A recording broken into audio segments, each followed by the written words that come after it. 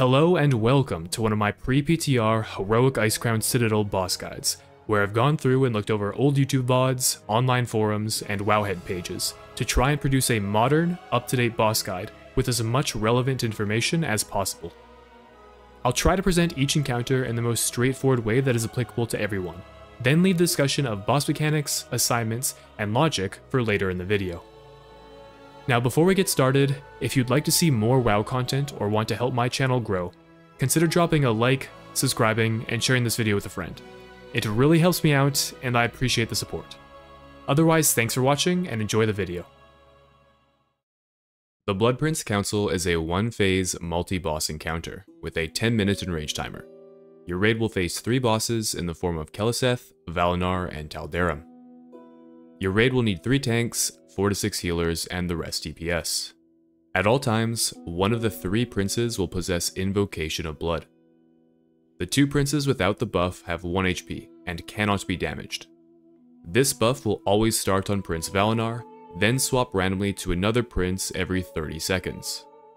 While buffed, each prince gains access to an additional ability. Your raid will alternate dealing single target damage to the empowered prince until you eventually kill the boss. Have 1 tank on Prince Valinar. He will summon 3 kinetic bombs and 25 men. These bombs will float in the air and gradually fall to the ground.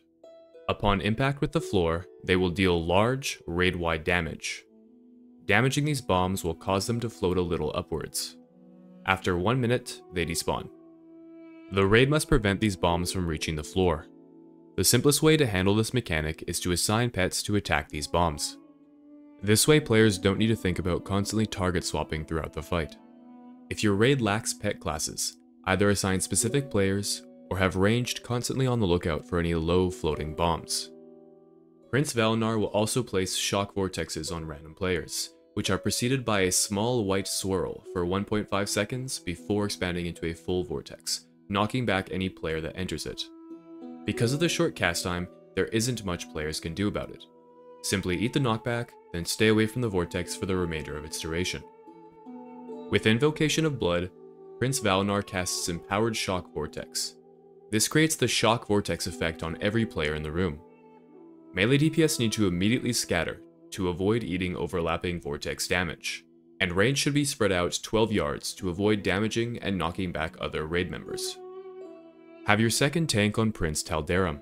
This prince will conjure balls of flame that pursue a random ranged player and explode upon reaching their target.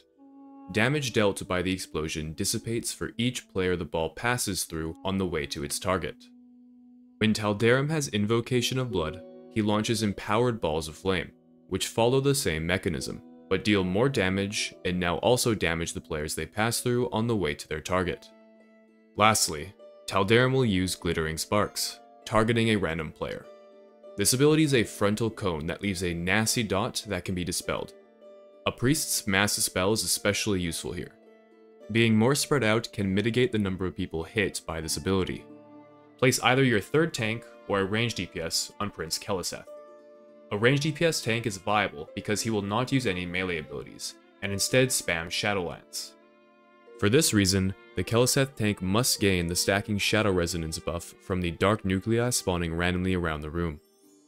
Dark Nuclei don't follow a normal aggro table, they instead attack the last player that hit them.